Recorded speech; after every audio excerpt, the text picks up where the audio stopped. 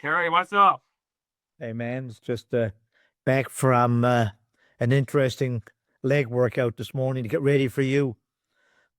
All right, what? Everybody, welcome my friend, my guest here, Terry Albert, to my channel. Happy to have him as our guest speaker.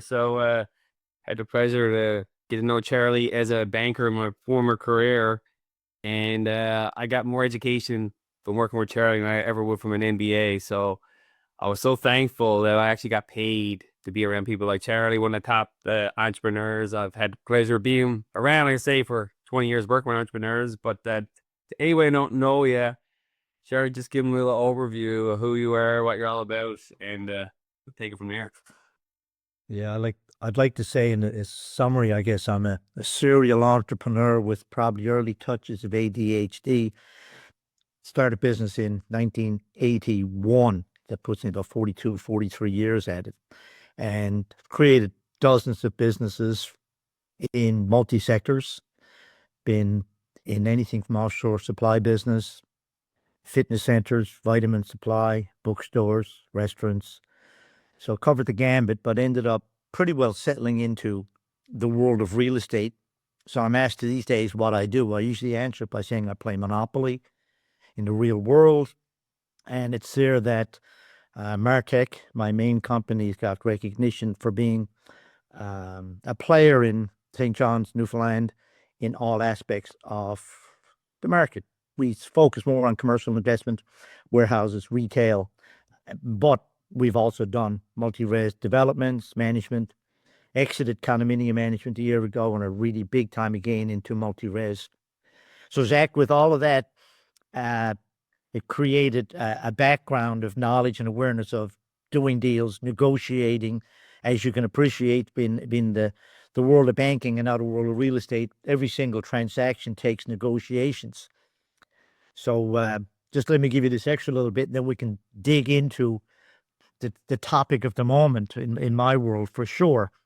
Around 10 years ago, I had considered entering the world of politics, looked at the PC potential leadership of the moment in time, decided before I would even undertake to take it on, I would analyze the balance sheets and income statements of the province of Newfoundland and Labrador. Took 3 weeks out of my life, back and forth talking to the AG, did all kinds of analysis. And I said, the problem that's there is so massive, I don't think I could even tackle it from the inside. I may be able to influence it, if a bit, from the outside.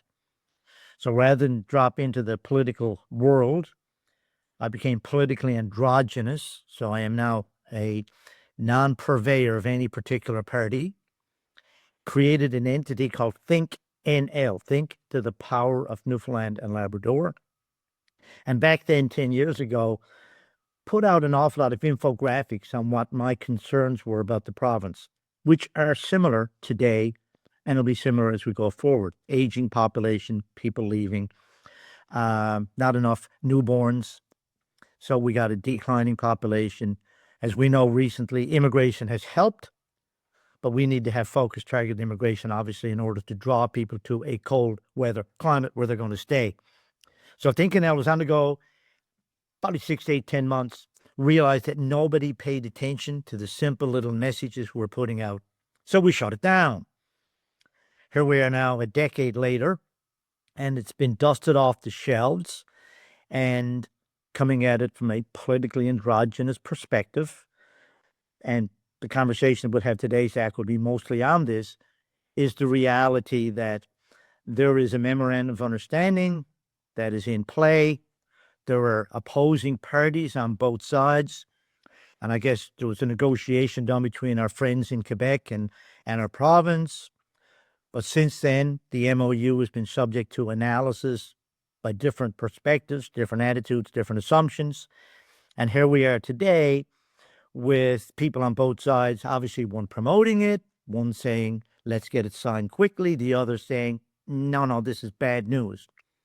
So what I did is I jumped in innocently as I did, looking at it from a very myopic perspective and saying, one thing and one thing only is, have we looked at the value added potential in all of this negotiations?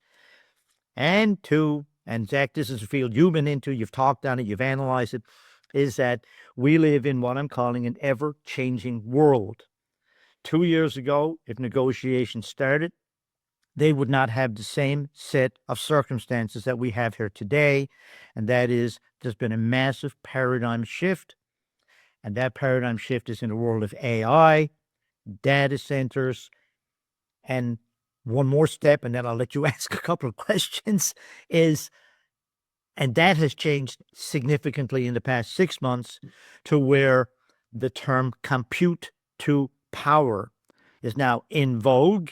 And what that means in very simple layman's terms is, rather than taking the power from the source and of a particular interest to us from Churchill and transmitting it somewhere else where an AI data center can take advantage of it, it is now pretty much in vogue to take the data center, put it close to the source of power, and plug and play. That's my introduction, Zach. Over to you. Yeah, no, I relate to your turn off of any political arm, as I myself years ago was intrigued with different political parties and whose team are you actually on. When I realized there's no such thing as a team, it doesn't matter. And in the bigger picture thing, I've been really focused on the investment landscape globally the last few years, macro analysis, and how we're sitting here in Newfoundland on the cusp of all these opportunities for our natural resources that Mother Nature has blessed us with.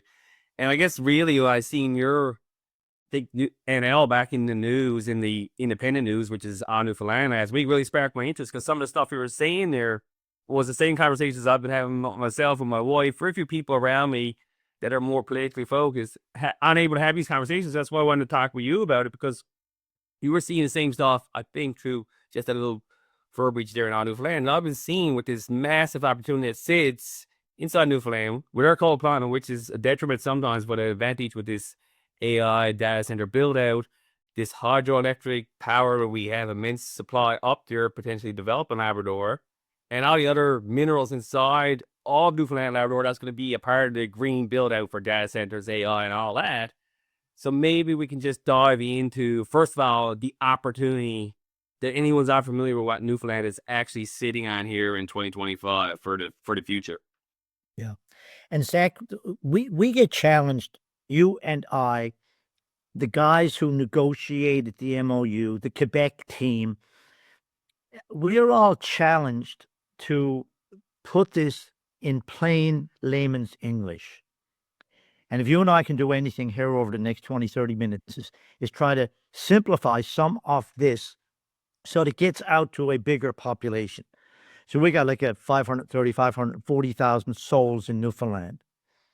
And if 540,000 of them read the MOU, I don't know if there's 200 or 300 people will fully get it.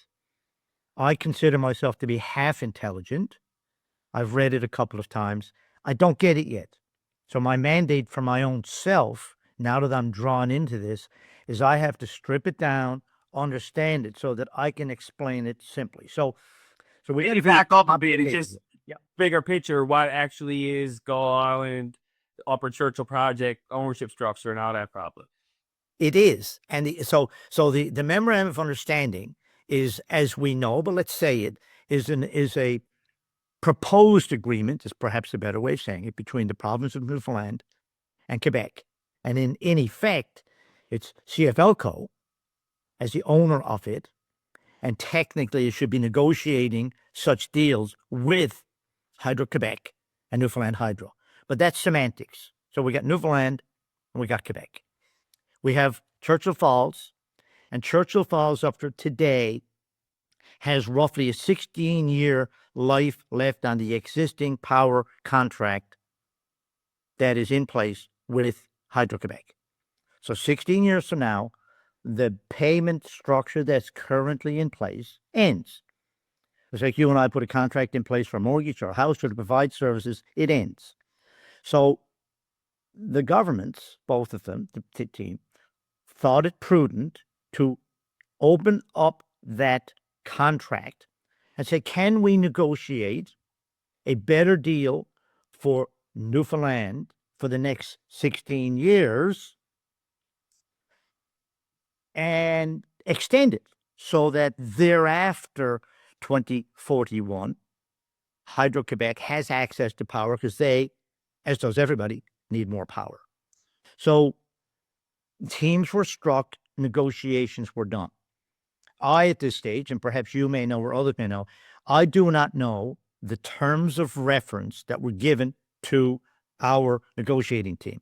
So I can't comment on whether they met that mandate or not, because I don't know the terms. But what got me active on this was that simple concern, was something missing. But let me just come back and walk through this a little tiny bit further. So the negotiation was done in such a way and using terms that we have to make sure that individuals in our society understand. So people understand the term inflation to a point. Present value of money, Zach, you and I can sit back and say, okay, how many people do we know in our sphere truly understand what present value of money means? What are we doing with the compounded rate of the negotiated price? And we won't get into the specifics of price because that adds confusion to it, except to say it's supposed to grow at 2% a year. But then there is another term in here that's called a discount rate, and I'll round it and say it's 5.8%. And all of a sudden, if we got anybody who just listened to what I said for the past 27 seconds, we are lost, because that's the type of structured analysis that gets into coming up with the value of this contract. So you're in the field of following commodities and loving the market and so on. And so money has personality. When we talk about value of money, it has personality. So I like money's got there's two siloed definitions I use. Number one, we like to have as much money as we can as soon as we can. So when we negotiate, we say, okay, we want to get as much for ourselves as we can. That's part of it. But we also want to get it as soon as we can.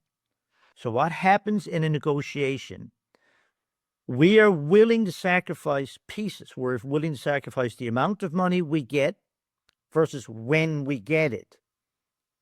So as you say, much is greater than lesser, the sooner. That's a big takeaway in terms of what we're talking about here, because we're talking about a 50, 100-year useful life asset, which is a hydroelectric project.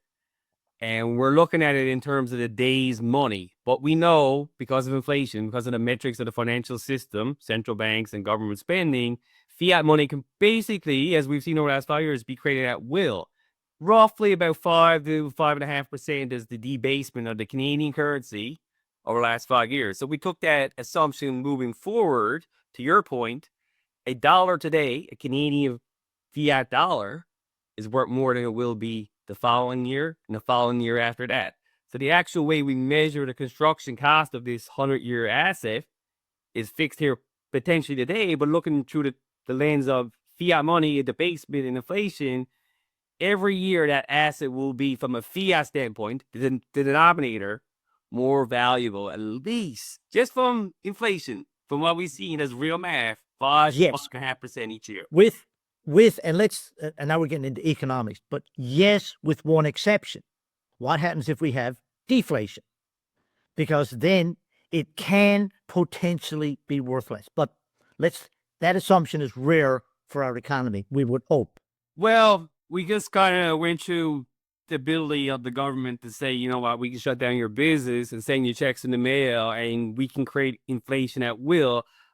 I think as long as interest rates stay managed, which they do through central banks, yield curve control, which you've seen in Japan for the last decade plus, deflation is not really at risk as much as inflation in this. 100% agree, but I love throwing out the reality that there might be 1 in a million chance or 1 in 2.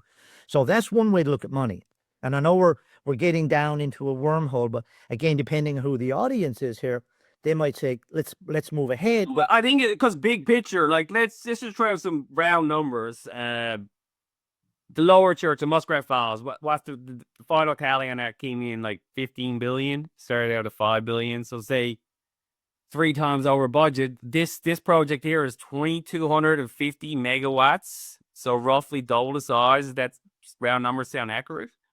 Yeah, it does. And what, again, we need to do, and what I must say, I pet both sides for doing, and when I say both sides, is the two opposing parties in Newfoundland are trying to break it down into a kilowatt cost. And the kilowatt cost to build new for Quebec is like 15 to 16 cents a kilowatt hour. This structured deal here depends on who you listen to. Present value is either at 2.7 cents or I think it's 5.5 or 5.8. But again, that's getting us very much down into the weeds. Like, I'd like to back us up for a second and say, what are we doing here and how are we approaching it? And how do we look at this value added piece? So, like, just take a breath in and out. Let's just talk the project generally. So we have a contract in place that's good for 16 more years. We have to make a decision.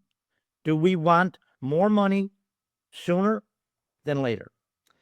And I've introduced a term that I'm using, and I'm calling it the MJ factor. Macy J turned 3 years old a week ago. She's going to be 19 years old when this contract ends. So the question, do we, as a group of souls today, have a responsibility to ensure that the deal that gets structured is good and valuable for her, and we don't take away her rights, their rights today, to give us more money, more rewards, less debt, and so on? Or do we take a more structured, balanced approach that says, okay, we're going to take less now, knowing that we're leaving more on the table? So that's part of the negotiation strategy. Let me come back full circle. Value added. And this is the big piece that I'm pushing for dialogue. And I'm labeled, like I wrote a note to the Premier, and I'm calling this a conversation on possibilities. So I'm not trying to get in the middle of the fray between this discount rate, that discount rate, that.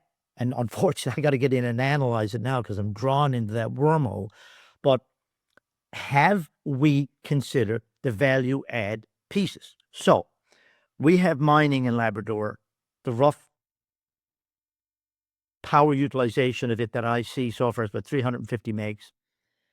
There's a statement that the next 5 years they'll need another 350 megs. So one question that you and I would ask as logical human beings, does this deal that's in play provide Newfoundland with the rights to pull back or to have access to the 350 megs for mining in Labrador, where work is done in Newfoundland, taxed in Newfoundland, and value adds to Newfoundland? I don't know the answer to that yet. Two, and my one is the AI data center business, Zach, which you're way familiar, more familiar than I am, is that is growing exponentially. I mean, the past couple of days, you're looking at $1 billion deal with Microsoft to generate safe, soon, nice nuclear power to help them power up their data centers. So we have the opportunity in Churchill and in Gull Island to access infinite amounts of power. You put it together, it's probably 7,500 megawatts. And I don't think that we need to be doing this solo. Like, we don't have to say, Quebec, we're not dealing with you at all. Silly for us at this stage. But what Quebec has to realize, and why they are, in my humble opinion, rushing this a little tiny bit, is that the world is changing. The paradigm has shifted in 12 months. 12 months ago, you and I would not be talking so much about compute to power. We lived in a paradigm, and Quebec understands this, and Newfoundland Hydro understands it, that we have no choice but export our residual power to Quebec, because we can't send it to France. We can't send it anywhere else because it has to go. We are landlocked on that. However, the paradigm is changed, whereby whether it's NVIDIA, whether it's CoreWeave, whether it's Apple, can come and build a plant, let's just say, neighboring Churchill, neighboring the power plant, and plug and play. So now transmission of electricity just disappeared. And so there is a probability over time that the use of the power can be used on site.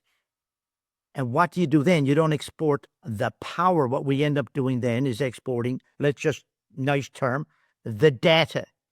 So yes, it still has to go. Yes, some of it can go wireless, but generally speaking, we're going to be looking at fiber. Different game, still has some challenges. So that's the piece that's changed. So if Yeah, I were just Quebec, to jump in there for a sec, like my world is that the investment world and covering this stuff every day. Unless you're in that world, a lot of this stuff you're not even paying attention to. That one company that you just mentioned, Nvidia, its market cap, its fiat value is greater than every single Canadian company in the world, in the Canadian ecosystem combined, bring out at 5 trillion. So the ability of these companies to raise, whether it's debt or whether it's equity, is actually much more powerful than governments at this 2025. They are actually arguably Microsoft, Nvidia, Google, Amazon, Meta. Those 4 or 5 companies are arguably more powerful and stronger financially than most of the G20 nations. It is unbelievable. But that sets up the opportunity as partners sitting on this hydroelectric project while it's up there. Because so far in 2025, this is a crazy stat. There's been 130 to 134,000 megawatts of peak load capacity that would be needed to power out these data centers. So they got all this money. They're saying we're going to build this data center, we're build this AI, we're going to do all these chip buys, trillions of dollars chasing all these deals, but you don't have the power to turn it on. But more importantly, cool down these servers. None of that capital expenditures is going to matter. So we're sitting, we as in Newfoundland and Labrador, we're sitting in the driver's seat here to negotiate with one of these mega cap tech companies as partner in the project. From the data center that you're talking about there, that is where I got more attracted to the story than the political side. Is for once they are actually looking for us. We're not looking for them. It's like we're sitting on the resource that they need more than we need at this point in time, really, when you look at it from that standpoint. yeah, 100%. And we can go down there to talk about, like, they're being built in remote areas of Texas, being put out where there's gas, where there's any, like, I used a term that the AI data centers are a green pig. Okay. They want and suck renewable clean energy. That's their target today. And guess what we have in Labrador? Like, aside from cold weather, cold, abundant water, we have hydroelectricity. So that's cold weather acts as a natural ability to cool these data centers, which run very hot. So it's not just to actually run them, you need the power, but you also need cooling technology and water that Labrador has too. We have the best of both, which somewhere like Texas probably wouldn't, they definitely wouldn't have the cooling. They probably wouldn't have the water. They do have the natural gas from your point of view, but like we guys, all three. Yeah. But what they're doing, and me from my property management business, real estate business, no, they're running chillers to cool these things. And that is chewing up more electricity or more power. And so if you have it natural, so we have a natural thing here. But back to our situation. Our situation is that we have negotiations continuing underway. We have a new premier. So Tony Wakeham's up. He has absolutely no choice but to strip down this agreement and look at it. And I'm not saying he has to go and say, I throw it out or I don't. It's okay. It's not. I do not know that. And to be fair, I don't have the skill set at this moment in time or the knowledge to give a high level comment on it, except to say he, as a new government, new leader, has no choice but do this. So there's a March deadline on the MOU as drafted. So if I were Quebec and they and had put this deal in place, my sense is, first of all, they're brilliant souls. Like the negotiator they had at the table is absolutely brilliant. So let's accept that fact. But we do not need to be so rushed unless I am missing something. So if it took a little longer to come to a reality that this is a great deal, Quebec, we are happy, we're going to sign it, and that happens a year from now, I don't see a big change. But what's happening, as we just said earlier, is that there's been a paradigm shift. And as we move ahead over the months, these companies are going to realize that Labrador is up there. It is going to be the belle of the ball. It has all of the beauty that one wants to take this industry and move it ahead with the mix of characteristics that we need. So Newfoundlanders back in 1961 did a deal. We still are, we're sad that it happened. But back then, guess what? Quebec had brilliant negotiators. I pat them on the back. I live in a world of negotiation. Pat them on the back. They negotiated a great deal. We did not. What you're hearing from the opposition now is to take that statement and say, folks, let us not repeat that process. So let us say the following. Let us accept that Quebec has brilliant people. They are shrewd at negotiations, full accolades for me for that skill set. We need to make sure that we look over this relationship and agreement and its long-term pieces extraordinarily careful to know that we are happy, not just today, so that MJ, when she's 19 years old, can say, you know something, Premier, you did a phenomenal job for me and my whole group of friends. We are thankful. That is the target. So Zach, the thing is for like you or me and anyone else who's got a voice, is say, guys, we're not disagreeing with this one piece. What we're saying is get out, analyze it. But if you're telling me, as I'm hearing from other people, that the value of the deal and the present value is not going to grow, one, two, if it doesn't have a comparative pricing that ties in with the escalating price of power over the future, then right away I have concerns. And I say, guys, let's open up the box and let's look at it. Let's look at it from a different standpoint, because your success comes from negotiating all your years in business, either as a facilitator, as on the real estate side, or as an owner developer. And this project is Charlie Inc. 60% owned, 65%, 35% Zach Inc. owned, and you're Newfoundland, I'm Quebec. Are you sitting there waiting for me and you to kind of work out a deal? Are you saying, you know what, in lieu of waiting for this to happen, I still have Microsoft out here. I still have Google out here. I still have all these other mega cap tech companies that are worth trillions. Aren't you like trying to spark negotiations with them while you're still trying to do a deal with me? Is that how you would be looking at it? Zach, you know me too well. So what I would do and what you would do is, first of all, let's take a step back and say, what are my constraints on negotiating? So you got to say, what are they? Like, if it was that easy just to go do that, I would have assumed that the previous premier would have already sat down and talked to 8 to 10 to 12 of these big players and say, hey, come look at the chocolate that we can produce here. We got the best chocolate in the world. But here's a couple of things. What are the constraints? So, number one, and this is very peripheral knowledge, guys, because I am not in this field. I am not the expertise, but he who controls the water controls the power. So let's back up a little bit and say, who controls the watershed? So you got a watershed up there that's called a Smallwood Reservoir, and it has a separate agreement on it. And that agreement, again, CFLCO, we got to understand, CFLCO's owned, I don't know the exact number, but let's say 60, it's less than 65.8% owned by Newfoundland Hydro and the balance by Quebec. It's not 2/3, 1/3. Okay, and that's a conversation for another day for the lawyers to play with. But we do not know the contracts or the obligations that are already written into the watershed agreement. And just so you know, Zach, and I'm glad you're sitting down, that the agreement was signed for 99 years. But don't just take a deep breath in for the next part, and they have a right to renew for 99. So you got to start with that and say, okay, what constraints does that put in? Is that have any interface or interplay? Yeah, you as Newfoundland Inc., Charlie O, negotiation against me, Zach Inc., Quebec O, you're in a position of not strength, arguably because of that. Maybe. So I don't know what, I haven't looked at it yet.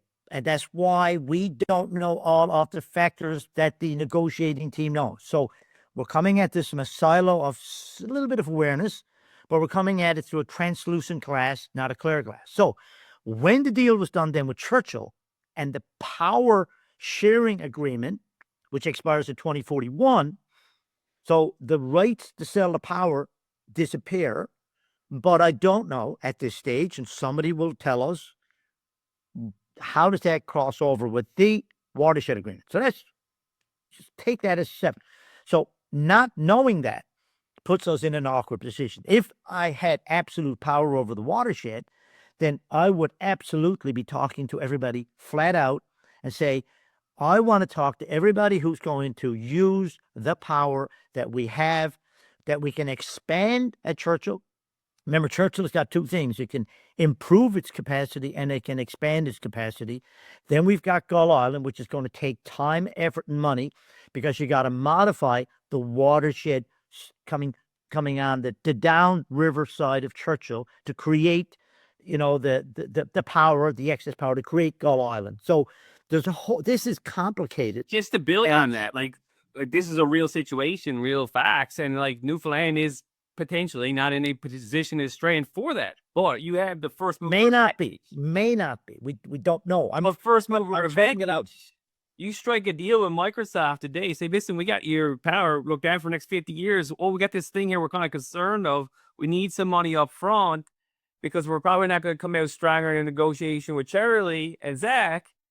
Can we get that? So like I asked AI to help me figure out the borrowings on the bond market of Quebec and Newfoundland annually. We're looking at Newfoundland borrows just 2.8 to 3 billion annually on the bond market. Quebec's about 38 billion. So come on, small change, 40 billion. In September and October, those 3 or 4 companies alone from the investment grade bond market borrow 75 to 80 billion. It spreads better in the province of Quebec had. So my point is, forget about negotiating with a province. These companies are actually position of strength financially better and stronger to kind of say, you know what, let's try to work at a partnership. And then we go back to the province or go back to another government and say, hey, we already got this side deal. Now do you want to have negotiations that are more efficient for our negotiation stance? So that's how I'm coming at it from it. Yeah. And again, you got to understand who has the control, the decision-making, legal decision-making. Well, you and I can have a company and I can own, 60%, and you can own 40, and you would think that I have dominance and control in that company. Well, not really, because you and I may have written agreements that change the utility value of what's happening in your favor than mine. And that would have been done for a price and a commodity. And as we've seen over the last couple of years here in the U.S., how contracts can be renegotiated. 100%. So the thing is, like, the dialogue has to happen, and you have to understand it. So if I were Quebec and 2 years ago started negotiating, they are in the AI data business themselves. They've got a growing business there. And I love them for it. They are proactive, creative, and so on. We could be. But are we as aggressive, or are we sitting back taking it easy? We should not be. We should be highly, highly proactive, knocking on the doors, knowing the options. And we're talking AI. Let's not forget, mining is a big, big play up there. So yeah, we haven't even talked about like the aluminum smelter opportunities and other different smelter opportunities that go with that hydroelectric power. It just goes. So like I pat you on the back. So you got a voice that's going out to your audience, and it'd be real nice to get it out to more. And my challenge has always been to try to keep it so that everybody can understand this. So when I wrote the Premier, I'm trying to talk about this conversation of possibilities without going down in the wormhole of politics. I'm trying to say, let's look at possibilities, not politics. Let us focus on what is good for us, firstly, the best you can have. And then somewhere in the process, we're going to negotiate back from that, because Quebec is there and they want what's best for Quebec. And anyone who's listening to this who's got a 14-year-old daughter knows the deal of negotiations. She wants to come in at 12 o'clock at night. You want her in at 10 o'clock at night. And guess what? That is not happening. So you end up negotiating to a point where your daughter with your blessing, comes in at 11 o'clock. She's not happy. You're not happy, but you live with the concession. And that's what negotiations are all about. Now, here's another. We got a few minutes left. I know you got to get back to your all right, lead and fitness routine, and I'm not going to take you from that. But just probably just the bigger picture of that. I don't know if you've ever read this book, The Sovereign. I have not. I heard of it. You got to put it on your list because it was written in '98 before internet really took off and all that. And all the stuff really forecast in it is played out. And like if you look forward into the future, my question, how I wanted to probably enough to hear this stuff we're talking about, Quebec, Newfoundland, even governments themselves, will they even matter in 10 years' time in terms of, I just talked about how big these actual companies are and globalists of digital money, sovereignist people. Are we focused on really the small thing in terms of the bigger picture, longer term? And Zach, we may be. Go back into the 50s, and who would ever thought that Maxwell's smart shoe phone would be real? So we do not know what's happening in the future. We do not know it. We can only deal with the present moment. Very Buddhist statement. We can only be here and now. And we seem to think that we have big influences over the future. We have some, but not as much as we'd like to have. So the reality is we don't know. So what you have to do is to plan. So what you're doing today in your best mind, from your best analysis, does not prejudice the future from what you know. And there's an interesting school of thought that I'm a student of for 30 years called integral theory. And a guy named Ken Wilber is probably the leading guru in integral theory, integral philosophy. Google it. And he got this line, and I love it. It's fabulous. And it goes like this. Nobody on the face of the planet is smart enough, intelligent enough, wise enough, educated enough to be wrong all the time. I heard that yesterday, actually. That's a great quote. Yeah, I like that. So what we want here, and then if we want to close it down, I am urging our province to dig deep, look at the Premier, to look at the agreement with a wider lens, with the word value added in it, and an awakening that this one particular sector has a massive, massive impact if it is courted properly, negotiated properly, and somewhere in the process, there may be a way to weave Quebec into this whole thing so it becomes a we positive transaction rather than we and them. All right, I want to say thanks to Charlie for being here, having this conversation. And this quote from another mentor, entrepreneur of mine, speaks to who you are. Optimism is mandatory for wealth creation. And I think that defines who you are, Charlie, but also defines how, as a mindset, the province needs to be looking forward. Optimism is mandatory for wealth creation. And let's leave it at that. And let's circle around again and have another conversation in the future. Yeah, no, dude. Thanks, Zach. And it's nice to be able to open this up to a different audience. Thanks, Gerald. All the best, bud.